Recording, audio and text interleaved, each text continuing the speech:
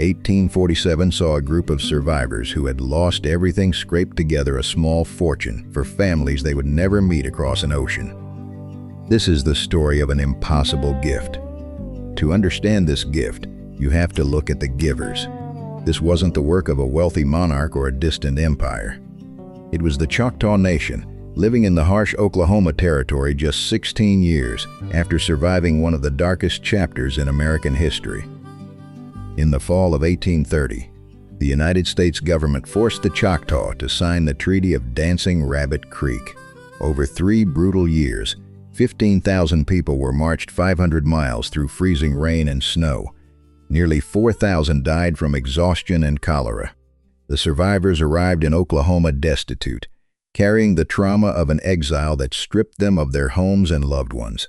They knew the hollow ache of starvation intimately. But as they struggled to survive, a different kind of hunger was beginning to consume a land they had never seen. While the Choctaw were trying to rebuild their society from the frozen Oklahoma dirt, a crisis was unfolding 4,000 miles away. In late 1845, a mysterious blight struck the potato crops in Ireland. By 1847, it was a catastrophe. The Ohio Statesman published a warning that 6 million people were within 8 weeks of absolute starvation. Headlines described families eating grass and dying in ditches. It was a tragedy of unprecedented scale, and news of this suffering eventually reached the most unlikely place, the remote frontier of the American West. There, a man named Major William Armstrong was about to read a letter that would change everything. On Tuesday, March 23, 1847, a remarkable gathering took place in the settlement of Scullyville. Choctaw leaders like Peter Pitchlynn and government agents like William Armstrong crowded into a modest wooden building. The air was thick as a plea for help from the Memphis Committee was read aloud.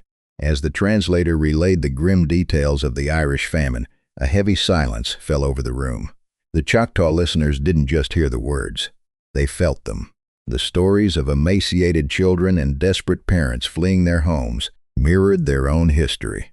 They looked at their own meager surroundings, their thin blankets and sparse rations, and recognized a shared human agony.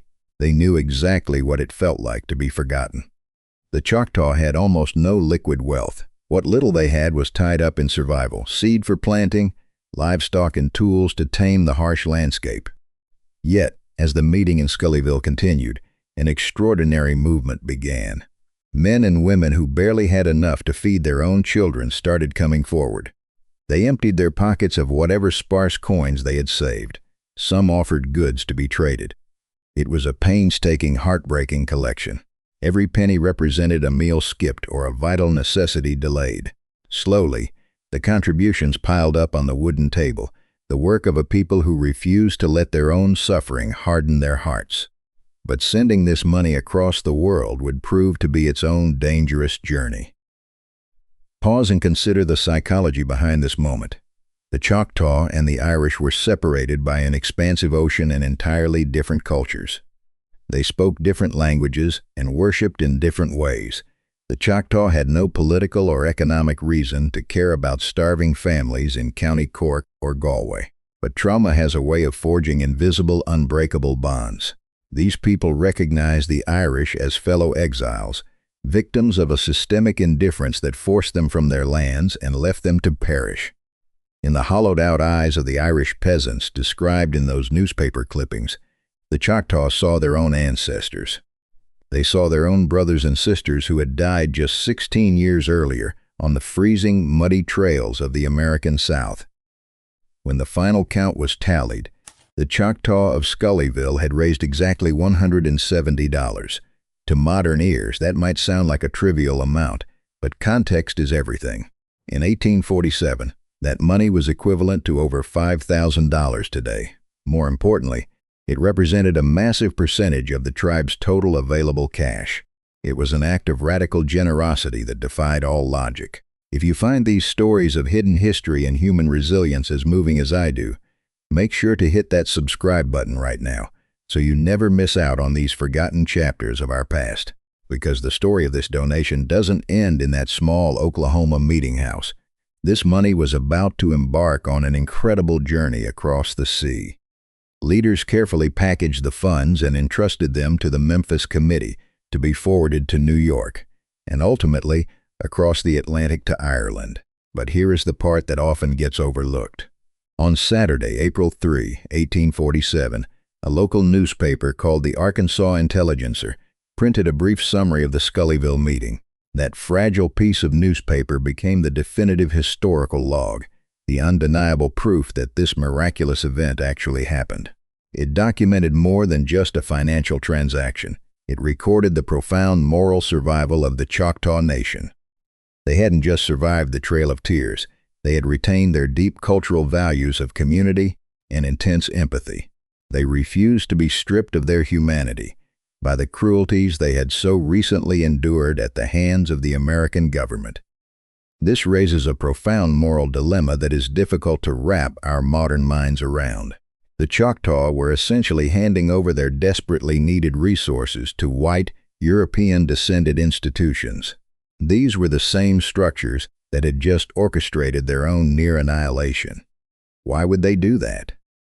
Why not hoard every single penny to ensure their own children wouldn't starve during the harsh Oklahoma winters? It would have been completely justifiable for them to turn a blind eye to the suffering of the white world. But the Choctaw leaders made a conscious, radical choice.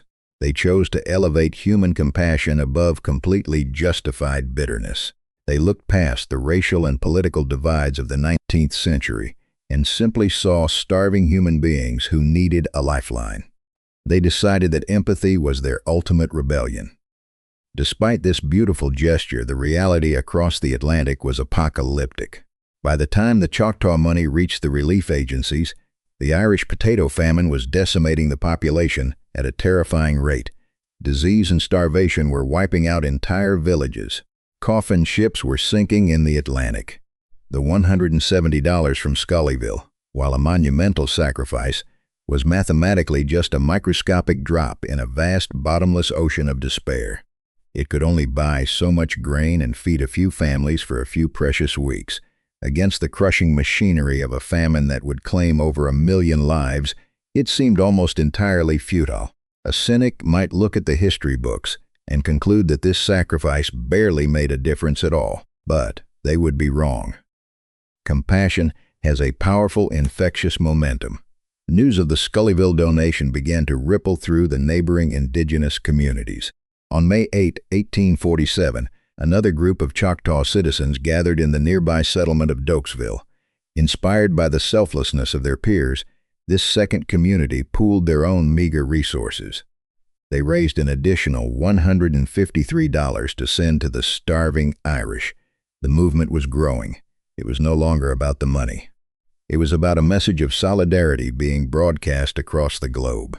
The poorest people in America were stepping up to do what wealthy nations were hesitant to do, proving that true wealth is measured in empathy. What do you think drove this kind of sacrifice? Tell me in the comments. For over a century and a half, this story of transatlantic kindness stayed tucked away in the back of history books. It was a quiet piece of trivia shared by historians and the descendants of those who survived the hunger. The Irish people never let the memory fade, eventually building a massive stainless steel monument in County Cork called Kindred Spirits. It features 9 giant eagle feathers reaching toward the sky to honor the Choctaw. It stood for decades as a silent reminder of a debt that could never be fully repaid. But history has a way of coming full circle. The true climax of this story didn't happen in the 19th century. It was waiting for a modern crisis to see if that ancient bond had survived the relentless passage of time. In the spring of 2020, a terrifying new plague swept across the globe. The COVID-19 pandemic hit the Navajo and Hopi nations in the American Southwest with absolute devastation. Because of decades of neglect and a severe lack of running water, the virus tore through these indigenous communities at an alarming rate. Families were suddenly trapped in isolated rural areas, unable to access clean drinking water or basic medical supplies. Desperate for any kind of help, organizers launched a modest GoFundMe campaign. They hoped to scrape together enough cash to buy bottled water and protective gear for their vulnerable elders. The situation was grim, and they were bracing for a long, lonely battle against an invisible enemy that threatened to wipe out their cultural heritage. And then, something absolutely miraculous happened on that fundraising page. Small donations started pouring in by the thousands, and almost all of them came with messages from across the Atlantic. People from Dublin, Galway, and Cork were flooding the campaign with their own money. The Irish had remembered. They remembered the $170 sent by the Choctaw in 1847. They saw another indigenous American nation suffering, and they realized it was finally time to repay that sacred 170-year-old debt. Within a few days, the relief fund exploded, ultimately raising millions of dollars to provide life-saving water and supplies to the Navajo and Hopi.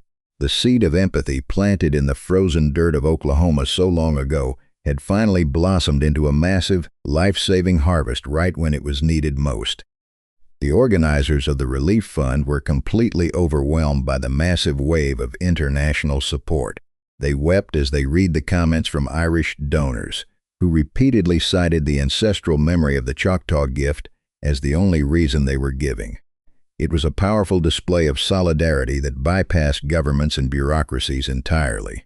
Ordinary citizens in Ireland were reaching out directly to families in the American Southwest, connected by an invisible thread woven through generations of shared hardship.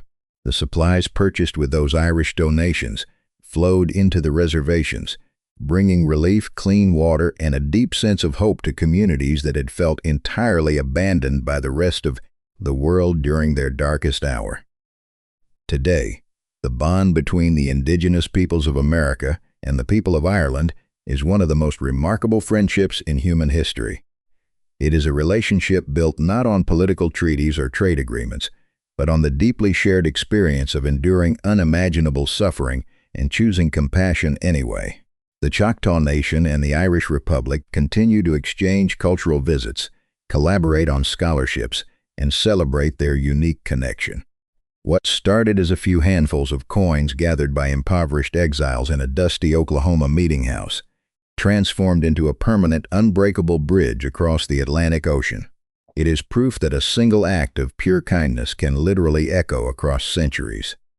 The story of the Choctaw and the Irish reminds us that true generosity isn't about giving from abundance. It is about giving from a place of deep understanding. When we recognize our own pain in the eyes of a stranger, we have the power to change history. If this story of resilience and brotherhood moved you, please subscribe to the channel and share this video with someone who needs it. We are dedicated to bringing you more incredible, forgotten stories from the hidden corners of our past. Thank you for watching, and keep looking for those small acts of kindness that can echo through eternity.